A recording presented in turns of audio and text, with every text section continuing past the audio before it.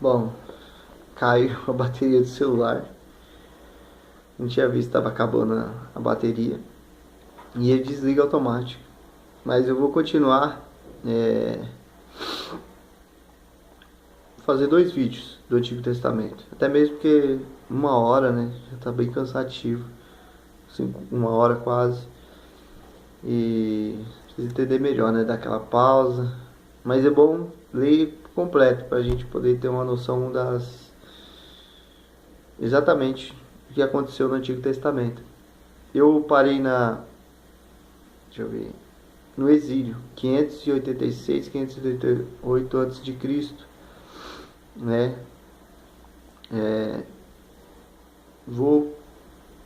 Talvez faça um corte no outro vídeo. Eu vou começar no exílio aqui para poder a gente não perder aí a visão, né? Deixa eu ver se tem muita página. Vamos lá.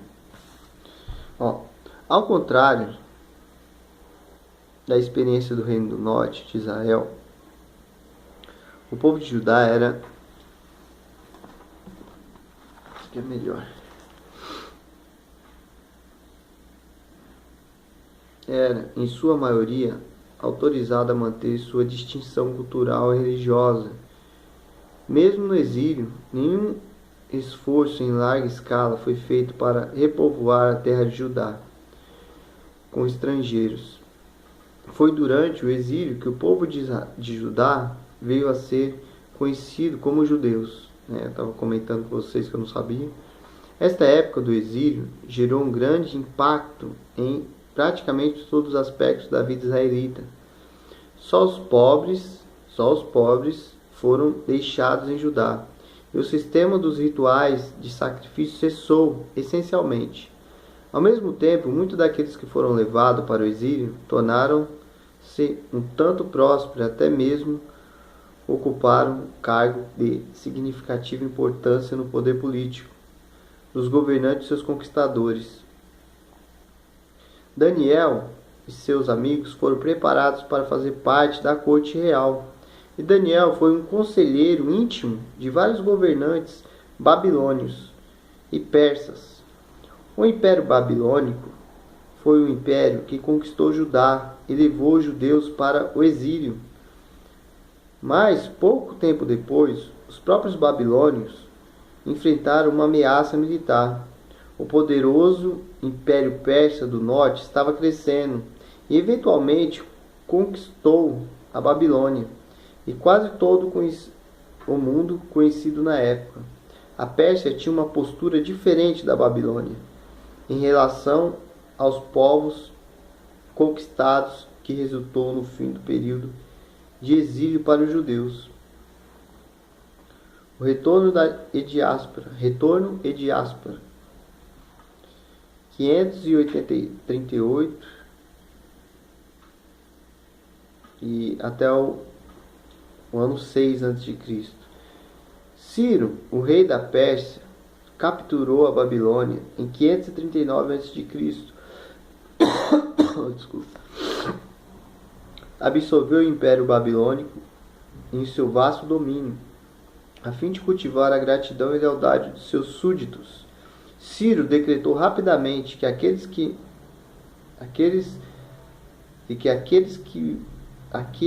mantidos em cativeiro na Babilônia estavam livres para voltar às suas terras nativas. Difícil o Antigo Testamento, né? Mas depois de você ler, é que só uma visão básica, né? Você vê um resumo já é cansativo, imagina ler. Então, por volta de 538 a.C., um pequeno grupo de judeus regressou à terra de Israel e restabeleceu um estado semi-autônomo sob o domínio da Pérsia.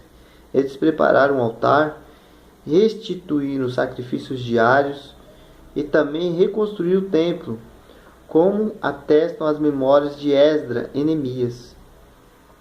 Israel continuou a gozar uma relativa liberdade religiosa sob o governo dos persas em todo o restante do período do Antigo Testamento.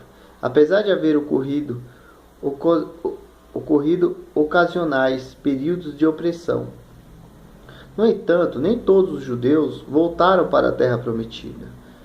Ao longo das décadas de exílio, muitos haviam se integrado à sociedade que viviam e construindo ali uma vida para si.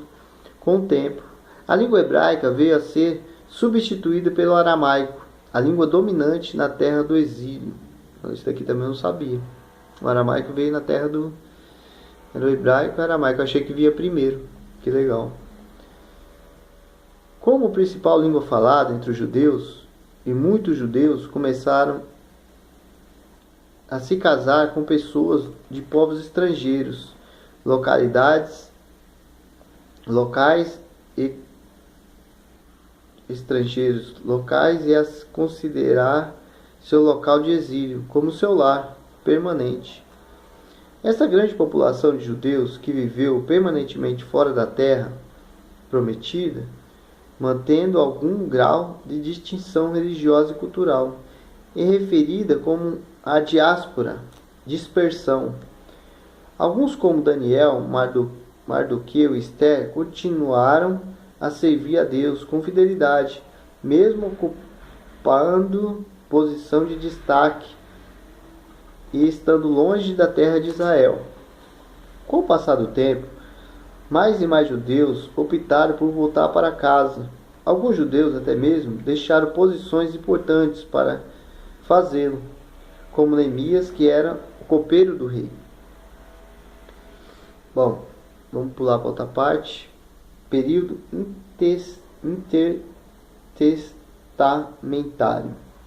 Por vezes, o período de tempo compreendido entre os últimos eventos registrados no Antigo Testamento, os primeiros eventos registrados do Novo Testamento é chamado de período intertestamentário.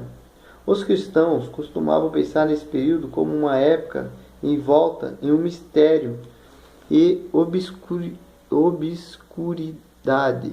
Na realidade, sabe-se pouco sobre esse período, muito formativo da história bíblica.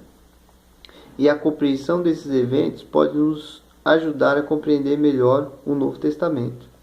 De uma maneira real, o período intertestamentário definiu o cenário para a vida e o ministério de Jesus e seus seguidores. Por exemplo, os fariseus, saduceus, nem sequer existiam no Antigo Testamento, mas no tempo de Jesus, esses dois grupos eram os principais intervenientes na vida política e religiosa de Israel.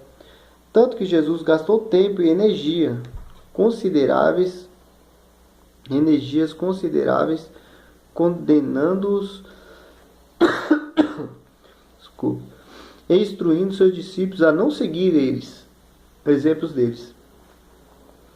Uma breve revisão de alguns eventos do Antigo Testamento nos ajudará a compreender melhor os acontecimentos que vieram depois deles. Quando os assírios exilaram o reino do norte, levando o povo para fora da sua terra,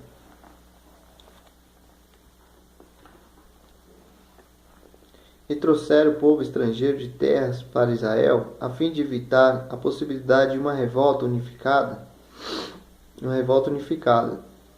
Casamento entre estrangeiros israelitas da Palestina deram origem a um grupo de pessoas conhecidos como os samaritanos, que eram caracterizados pela mistura sincretista do judaísmo e práticas religiosas pagãs. Tá vendo? Quando a Babilônia conquistou e exilou Judá, o Reino do Sul destruiu o Templo de Jerusalém, colocando fim ao sistema ritual sacrificial de Israel. Esta crise resultou em uma mudança de foco. O foco saiu do templo e seus rituais e foi direcionado para a Escritura, que ainda era acessível, mesmo no exílio. Assim, é provável que durante este tempo as sinagogas e escribas tenham se difundido em maior grau na sociedade israelita. É mais ou menos neste ponto que nós saímos calmamente do período do Antigo Testamento e entramos no tempo conhecido como período intertestamentário. Talvez o evento mais importante que ocorreu durante este período tenha sido a ascensão de Alexandre o Grande, depois de ascender ao trono aos 20 anos de idade, 336 a.C. Assegurar seu controle sobre a Macedônia e a Península Grega. O jovem Alexandre iniciou uma série de vitórias impressionantes sobre os persas. Essas vitórias culminaram em seu domínio completo sobre praticamente todo o território que antes estava sob o domínio persa. No entanto, do mesmo modo que chegou ao poder tão rapidamente, Alexandre sucumbiu à doença, morreu em 323 a.C., com 32 anos de idade, novo. Um efeito importante da conquista de Alexandre está relacionado ao seu fomento da língua e da cultura grega ao longo de suas terras conquistadas. Rapidamente, os gregos passaram a funcionar como um meio quase universal de comunicação e compreensão em todo o Antigo Oriente Próximo. A penetração e a influência duradoura da língua grega pode ser vista com a mais clareza no fato de que todos os livros do Novo Testamento, escritos mais de 300 anos após a morte de Alexandre, foram escritos em grego. Não sabia também. Após a morte de Alexandre, seu reino foi dividido entre seus generais e os seus sucessores. Uma série de guerras ocorreu, com cada sucessor disputando o território controlado por outro. Nesta época, em aproximadamente 220 a.C., o Oriente Médio passou a ser dominado por três poderes gregos principais: a dinastia Ptolomaica no Egito, a dinastia Seleucida em grande parte da Anatólia, da Mesopotâmia e da Pérsia, e a dinastia dos Antígonos na Macedônia. Inicialmente, a terra de Israel foi parte do reino de Ptolomeu, e os judeus normalmente desfrutavam uma grande liberdade religiosa e algumas vezes até mesmo de favores. Durante esse tempo, um grande número de judeus se mudou para Alexandria, no norte do Egito, onde se tornaram relativamente prósperos e influentes. Foi em Alexandria que um grupo de estudiosos bíblicos judeu traduziu o Antigo Testamento para o grego, para torná-los mais acessível para o crescente número de judeus que já não falavam hebraico. Legal, tá vendo? Mais tarde, essa tradução, conhecida como Septuaginta, se tornaria a Bíblia dos cristãos da Igreja primitiva, e a maior parte das citações do Antigo Testamento encontradas no Novo Testamento foram feitas a partir dela. Ó, não sabia, já vi falar, mas é muito difícil, não tinha essa noção. Em 198 a.C., os governantes Seleucida, Antíoco III, tomou a terra de Israel dos Ptolomeus, quando seu filho Antíoco Epifânio IV assumiu o trono em 175 a.C. Tudo mudou para os judeus. Antíoco tinha ambições de conquistar o reino de Ptolomeu no Egito, a fim de reforçar suas defesas e preparar para sua campanha no Egito. Antíoco impôs uma rígida política de helenização sobre os seus súditos, principalmente sobre os judeus da Palestina. A adesão era considerada lealdade e a recusa era interpretada como rebelião. Os judeus foram obrigados a adotar as crenças e as práticas dos gregos, muitas vezes repugnantes para os judeus piedosos, e proibidos de praticar vários rituais e costumes distintamente judeus, como a circuncisão, a observância dos sábados, os rituais relacionados a leis alimentares e etc. Cópias da lei de Moisés foram queimadas. Um ídolo pagão de Zeus foi colocado no templo de Jerusalém. Antíoco vendeu o cargo de sumo sacerdote em Israel, que pela lei de Moisés era restrito à linhagem de Arão. Para a pessoa que desse o maior lance e promovesse as políticas do rei. Sem surpresas, essas políticas causaram uma crise de consciência em muitos judeus. A crise acentuou-se ainda mais em 167 a.C., depois que Antíoco foi forçado pelos romanos a recuar de uma certa derrota. Ele descarregou sua raiva sem clemência sobre muitos judeus, que se recusaram a abrir mão de suas crenças religiosas, e proibiu o judaísmo completamente. A situação estava ficando propícia para uma revolta. A revolta aberta dos judeus finalmente eclodiu sob a liberdade de um sacerdote chamado Matatias e seus 5 filhos, que são muitas vezes referidos como os Macabeus, que significa martelos, também não sabia. Por volta de 164 a.C., eles retomaram o templo e purificaram e restauraram ritualmente o evento comemorado pelo Hanukkah.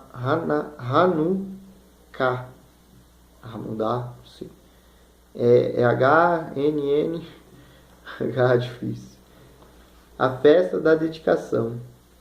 As décadas seguintes foram caracterizadas pela resistência armada contra os governantes seleucidas, e vários filhos de Matatias perderam suas vidas. Com o tempo, eles estabeleceram sua dinastia como os líderes políticos permanentes de Israel. Eles também perceberam o ofício do sumo sacerdote. Esta concentração de poder político e religioso em uma única família levou a vários abusos. Ironicamente, cada governante dos Macabeus se tornou cada vez mais encantado com a maneira helenística de vida.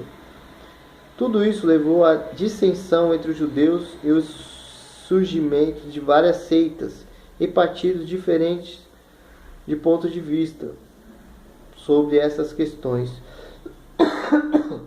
Os fariseus se opuseram fortemente à helenização e ao poder singular do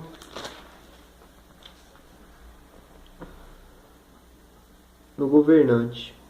Os saduceus favoreceram ambos.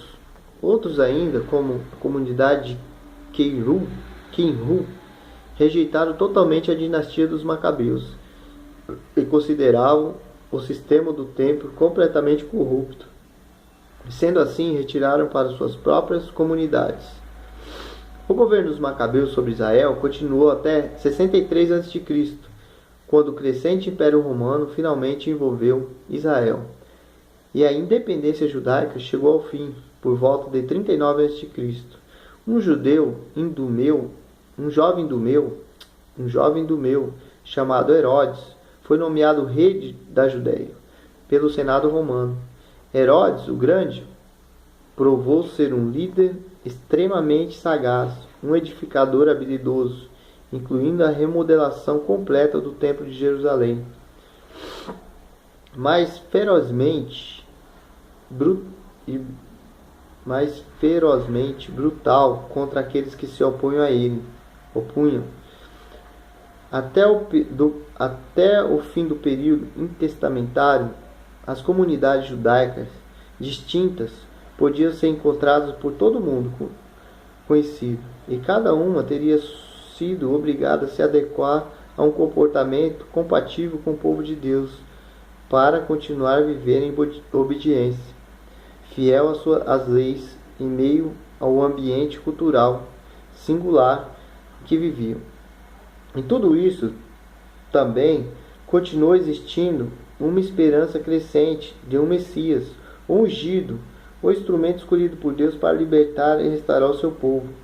Várias passagens do Antigo Testamento lançaram as bases para essa esperança, mas não havia uma noção exata de quem seria o Messias e do que ele faria.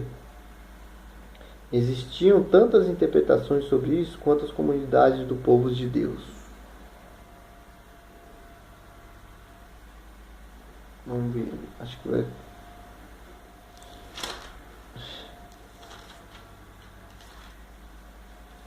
Acho que eu vou terminar, né? Terminar e fica já essa visão cronológica em 2 vídeos, 1 hora. Vai começar a história de Jesus aqui, né? Comentar. Muito complicado, né? 9h34, acho que 20 minutos dá. Bom, essa parte nós vamos já saber mais, né? Esses nomes estranhos também. Em meio a esta interação incrivelmente complexa de religião, conflitos políticos e mudanças sociais, Deus enviou seu Messias, a esperança tão esperada por seu povo. Mas o Messias de Deus não seria como as interpretações concebidas pelas mentes humanas. A história do Novo Testamento começa com o nascimento surpreendentemente humilde dos Reis dos Reis. O nascimento do Messias, chamado Cristo em grego, ocorreu nos anos finais de Herodes o Grande, provavelmente por volta de 6 ou 5 depois de Cristo. O estranho fenômeno de Jesus nascer em uma data antes é devido a um erro de cálculo feito por estudiosos da igreja cerca de 500 anos após a morte de Cristo. Isso aqui eu sei que é. Eles não sabem se é 4.000 anos, 5.000 anos. Teve um erro de cálculo. Isso aqui eu lembro. O anjo Gabriel apareceu a uma virgem chamada Maria e anunciou que ela conceberia e teria um filho através do poder do Espírito Santo, e que ele seria filho de Deus e deveria receber o nome de Jesus. Seu noivo José também soube através de um anjo que Maria daria a luz ao Messias. Aqui vai entrar a história de Cristo. Deixa eu ver se está cortando a minha cabeça. César Augusto ordenou que fosse feito um censo. Censo é a contagem, né?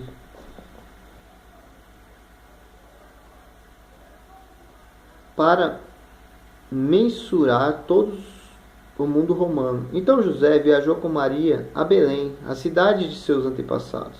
Ali Maria deu a luz a Jesus. Está errado aqui. Era Jesus, está escrito Jesus. Deu a luz a Jesus, cumprindo as profecias de que o Messias nasceria em Belém. Pastores vieram adorá-lo, como também homens sábios, astrônomos reais do Oriente. Talvez até 2 anos mais tarde, Herodes o Grande tentou eliminar esta ameaça recém-nascida para o seu reino, matando todos os meninos de Belém. José e Maria e Jesus fugiram para o Egito e retornaram depois que um anjo lhe informou sobre a morte de Herodes. Eles se restabeleceram em Nazaré, e José retomou seu trabalho como carpinteiro, ou talvez como pedreiro. A Bíblia não nos conta mais nada sobre a infância de Jesus, até que ele atingiu 12 anos, quando surpreendeu os escribas e mestres da lei com seu entendimento. Quando Jesus chegou à idade adulta, é provável que tenha assumido o negócio de José. Por volta de 30 anos de idade, Jesus iniciou seu ministério público. João Batista estava atraindo grandes multidões por toda a nação de Israel, com declaração de que é chegado o reino dos céus, e seu batismo de arrependimento. Foi Jesus batizado por João. Depois disso, Deus Pai afirmou verbalmente que Jesus era seu filho, e o Espírito desceu sobre ele. Logo após este acontecimento, Jesus também começou a pregar que é chegado o reino dos céus. Um tema-chave no seu ensino, em suas parábolas. Alguns dos seus próprios seguidores de João começaram a seguir Jesus, aparentemente com a bênção do próprio João, que enxergava seu papel como consentindo em preparar o caminho para a vinda do Messias, que havia chegado, a pessoa de Jesus. No início de seu ministério, Jesus fez de Cafarnaum, na região do Mar da Galileia, sua base, usando histórias figurativas, até mesmo um pouco enigmáticas, chamadas parábolas. Jesus atraiu o interesse de pessoas e ensinou sobre o reino. Cansado já.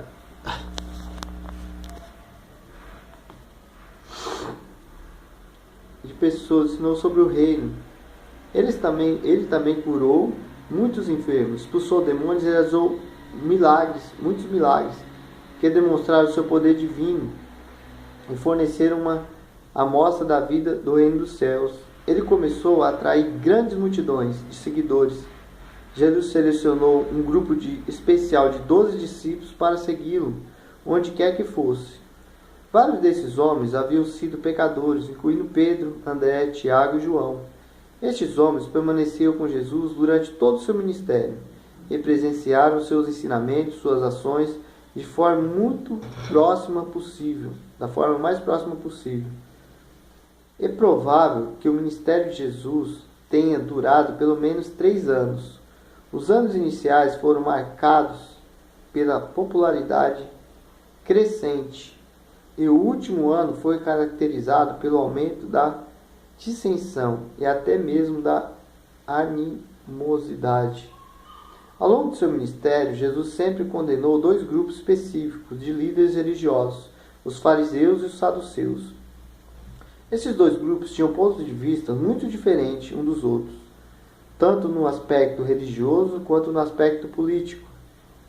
Jesus criticou os fariseus repetidamente, por sua adesão legalista à lei de Moisés, uma postura que não tinha um amor verdadeiro por Deus e pelo povo.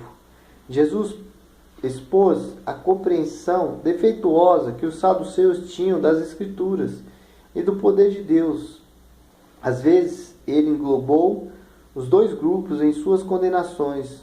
Ao mesmo tempo, Jesus muitas vezes elogiou prostitutas, cobradores de impostos e outros pecadores que se arrependeram dos seus pecados e o seguiram. Com o passar do tempo, a combinação da crescente popularidade de Jesus, sua condenação dos líderes religiosos e sua reivindicação de ser o Filho de Deus se tornou mais do que os líderes religiosos poderiam suportar. E uma conspiração foi tramada para colocar o fim em sua vida. Nossa, estou longe.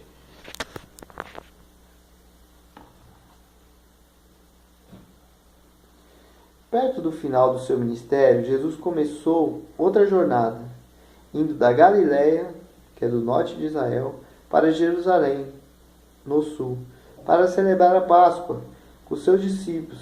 Nessa época, Jesus era extremamente bem conhecido em toda a nação de Israel, e muitos acreditavam que ele era, ou pelo menos pensavam que deveria ser, o Messias. Como alegavam, sem dúvida, muitos estavam esperando a derrubada do odiado governo romano. Notícias da chegada iminente de Jesus a Jerusalém foram propagadas e as pessoas lançaram palmas e mantos no caminho para recebê-lo como rei. Jesus, por sua vez, optou por entrar na cidade montado no jumentinho, exatamente como o profeta Zacarias havia predito no Antigo Testamento. Aparentemente, como um reconhecimento do seu papel como Messias, assim a cidade nutriu a expectativa para a semana da Páscoa que estava por vir. Quando os judeus celebravam sua libertação da escravidão no Egito, que aconteceu muitos séculos antes, imediatamente após entrar na cidade em triunfo, Jesus foi ao templo, expulsou os cambistas e comerciantes, declarando que a casa de seu pai deveria ser uma casa de oração. Suas ações irritaram muitos líderes religiosos, alguns dos quais recebiam uma parcela dos lucros das vendas que eram realizadas no templo. Jesus passou a maior parte da semana da Páscoa ensinando na área do templo e debatendo com os fariseus e os saduceus. Ele também predisse eventos futuros, incluindo a destruição do templo e seu eventual retorno à terra para reunir seu povo.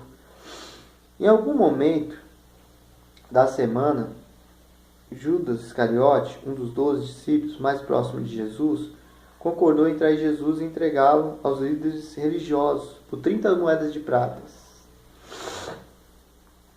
Na quinta-feira daquela semana, na quinta-feira, essa eu não sabia também, Jesus compartilhou a refeição da Páscoa com seus 12 discípulos. Judas Iscariotes saiu durante a refeição para realizar seu ato de traição. Depois disso, Jesus e seus discípulos foram para o Getsêmani, no Jardim das Oliveiras, localizado fora da cidade, onde eles descansavam dos eventos dos dias atarefados que passavam em Jerusalém. Ali, Judas realizou sua traição. Os guardas prenderam Jesus e a maioria dos seus discípulos fugiu. Jesus foi interrogado durante toda a noite, com a finalidade de encontrarem nele algum crime digno de morte. Várias acusações foram feitas, mas nenhuma se sustentou perante o exame minucioso. Pela manhã, eles se concentraram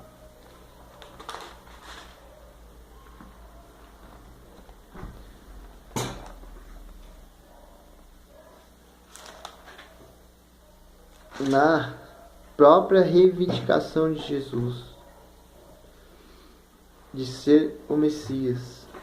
Eles queriam falar por ele ser Messias, né?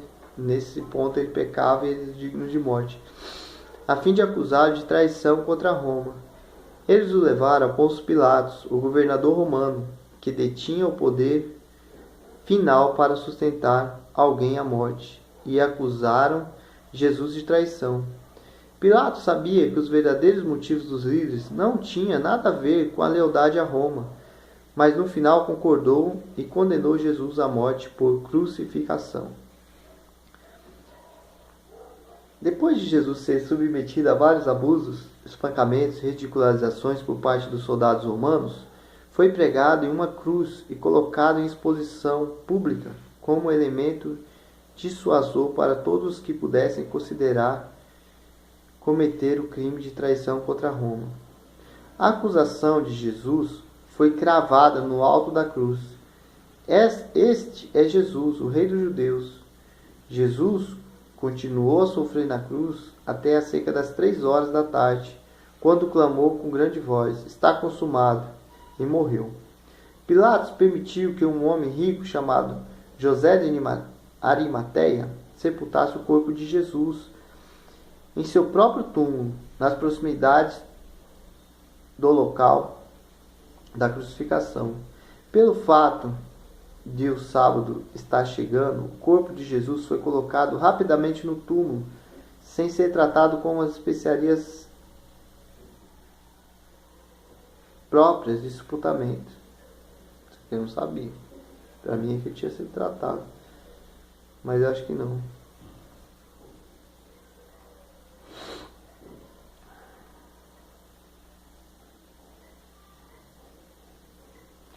No domingo, algumas mulheres que haviam seguido Jesus e cuidado das suas necessidades foram ao túmulo para acabar de preparar o seu corpo para o sepultamento. No entanto, quando chegaram ao túmulo, descobriram que o corpo de Jesus não estava mais ali. Então os anjos que ali estavam lhe disseram que Jesus havia ressuscitado dos mortos. As mulheres correram de volta para divulgar a notícia aos outros discípulos. "Jesus está vivo", elas falaram.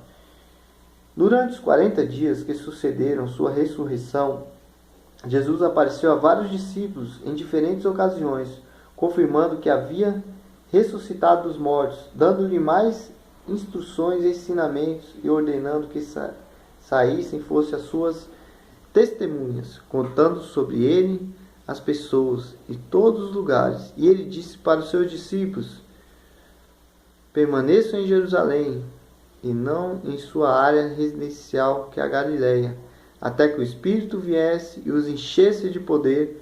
E ele então subiu ao céu à medida que seus discípulos observavam, onde permanece até que volte, permanece até que volte em glória para o seu povo, né?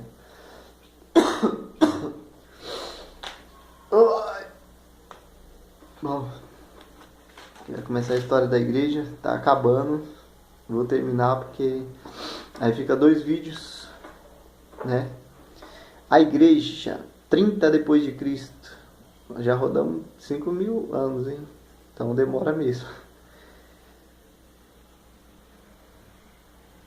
A igreja 30 depois de Cristo presente, está escrito. Durante a festa de Pentecostes, 50 dias após a Páscoa, o Espírito Santo prometido finalmente veio sobre os discípulos de Jesus, e eles começaram a proclamar as grandes obras de Deus em línguas que nem sequer conheciam. Pedro falou à multidão sobre Jesus e a sua ressurreição, e rogou que seus ouvintes se arrependessem e seguissem a Cristo. Cerca de 3.000 pessoas se tornaram crentes em Cristo, em Jesus, né? Naquele dia, dando início à igreja cristã. A profundidade do impacto de Jesus sobre esses novos crentes tornou-se imediatamente visível por causa do compromisso que eles assumiram de amar e cuidar uns dos outros. Muitos crentes deram seus bens voluntariamente para ajudar e suprir as necessidades dos outros membros da igreja. E a igreja fez planos específicos para cuidar das necessidades das viúvas. Deus também operou muitos milagres através de Pedro e dos outros líderes, confirmando a autoridade destes homens, encorajando os crentes. Entretanto, a perseguição surgiu rapidamente. Tiago, irmão de João, e também um crente chamado Estevão foram mortos por sua fé em Jesus. Muitos cristãos fugiram de Jerusalém, mas Deus usou até mesmo isso para espalhar as boas novas para todo mundo conhecido. Eventualmente, novas igrejas foram estabelecidas em lugares distantes, como Damasco, em Antioquia, na Síria. Alguns dos líderes da igreja de Jerusalém se mudaram para Antioquia, incluindo um homem chamado Barnabé. Tiago, irmão de Jesus, tornou-se um líder na igreja de Jerusalém. Um dos perseguidores era um fariseu jovem e zeloso chamado Saulo. Em uma ocasião em que Saulo estava viajando de Jerusalém para Damasco, com o intuito de perseguir os cristãos, o Senhor Jesus apareceu a ele, cegando temporariamente, e perguntou por que ele o perseguia. Depois disso, Saulo completou sua viagem para Damasco, mas como um homem zeloso, servo de Jesus Cristo, né? Mudou totalmente sua visão. Acabaria usando Saulo, que se tornou conhecido como Paulo, para chegar a muitos outros com a mensagem do Evangelho. Enquanto isso, a igreja continuava crescendo, assim como as fronteiras do próprio Evangelho. O que originalmente havia iniciado em essência como uma seita judaica, havia se expandido para incluir samaritano, que eles eram desprezados por muitos judeus, né? Que eles eram mestiços. Judeus prosélitos, judeus que se tornariam judeus. Até que gentios e até mesmo gentios tementes a Deus. A igreja recebeu essas mudanças com alegria, mas também introduziu algumas questões que não seriam totalmente solucionadas até alguns anos mais tarde, no Concílio de Jerusalém. Com o passar do tempo, Barnabé convenceu Paulo a se juntar a ele em Antioquia, e depois os dois viajaram para Chipre e Galácia, pregando o Evangelho aos judeus e aos gentios. Durante essa viagem, Paulo foi perseguido várias vezes por judeus e finalmente decidiu passar a pregar principalmente para os gentios. Isso levou a uma questão chave a fim de serem seguidores de Jesus.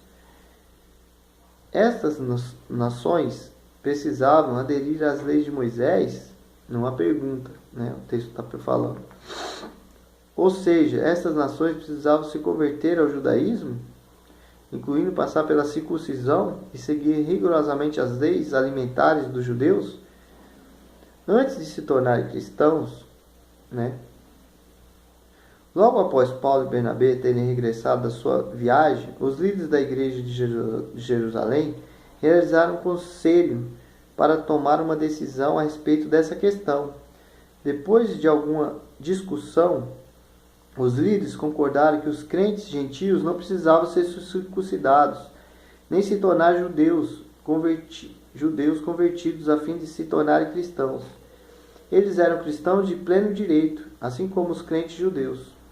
Logo após este episódio, Paulo embarcou em mais 2 viagens missionárias. As grandes distâncias percorridas foram possíveis, em parte pelo excelente sistema viário de Roma e a paz relativa, Pax Romana.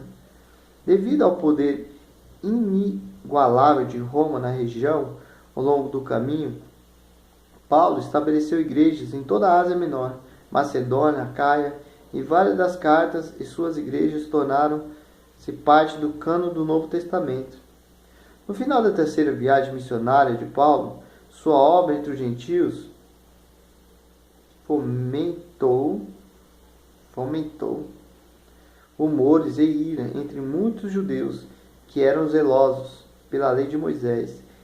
Eles acusaram Paulo de ensinar aos gentios a desprezar a lei de Moisés e pensaram equivocadamente que ele havia trazido um gentio à Assembleia Judaica do templo. Um motim eclodiu e o comandante romano manteve Paulo em custódia para sua segurança. Então Paulo foi transferido para Cesareia, na costa. Ele permaneceu detido por quase 2 anos, até que finalmente invocou o seu direito como cidadão romano de apelar para o próprio César. Então Paulo foi enviado a Roma sob guarda. A viagem de Paulo a Roma foi difícil. Paulo sofreu um naufrágio nas proximidades da ilha de Malta, perto da Cilícia. No final, Paulo chegou em segurança a Roma. Enquanto aguardava o julgamento em Roma, sob prisão domiciliar, continuou a ministrar aos crentes dali. E provavelmente escreveu várias outras cartas do Novo Testamento, que aconteceu com Paulo exatamente depois disso, não é certo, mas parece que ele foi rapidamente liberado e embarcou pelo menos uma outra viagem antes de ser preso novamente. A tradição da igreja afirma que Paulo foi executado sob o imperador Nero. Durante esses anos, outras mudanças também estavam ocorrendo na igreja. Aparentemente, o apóstolo Pedro se mudou para Roma, onde também sofreu martírio sob Nero. Segundo a tradição, João Marcos, que não é João nem Marcos, é João Marcos, parente de Bernabé, registrou as histórias e os ensinamentos de Pedro sobre a vida e o ministério de Jesus, no Evangelho de Marcos. Da mesma forma, o apóstolo João mudou-se para Éfeso, provavelmente junto com Maria, a mãe de Jesus, sua mãe e mãe de Jesus, onde atuou como líder proeminente de várias igrejas que haviam sido estabelecidas no oeste da Ásia Menor. João também registrou muitas histórias e ensinamentos de Jesus em seu Evangelho. No final, João foi exilado na ilha de Patmos, não muito longe de Éfeso, onde registrou a revelação de Jesus Cristo sobre o fim do mundo, de acordo com a tradição da igreja. João morreu em Patmos. Os evangelhos de Mateus, outro apóstolo, e Lucas, companheiro de Paulo, também foram compilados a partir do depoimento daqueles que haviam sido testemunhas oculares do ministério de Jesus. Amém? Glória a Deus. Bom, está encerrado, né? Demorou um pouco. Nossa, 10 horas. Aqui eu vou mostrar algumas fotinhas que tem, que eu falei que eu ia mostrar, onde a gente leu, né? Bom, vamos ver se não vai dar para ler.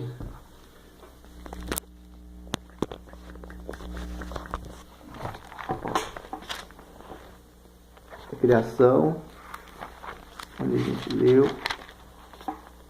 né? Passar todo um período aqui. Os camelos, vamos ver se dá pra me mostrar de cima.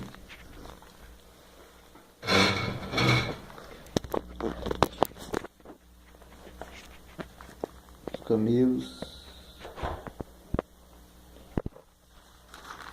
Aqui é onde nós lemos todas essas passagens. Né? Lógico que são só alguns exemplos.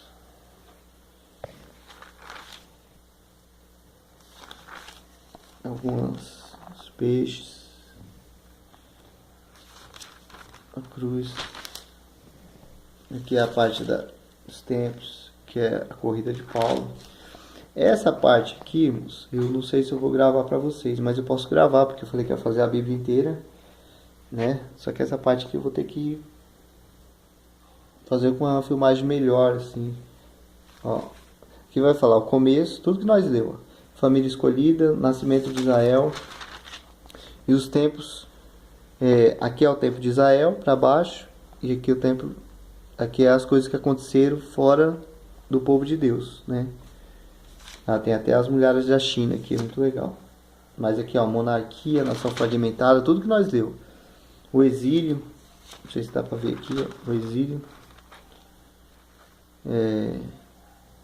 Tem um negócio de Troia aqui, eu achei muito da hora, também não sabia que tava aqui, a construção da muralha da China.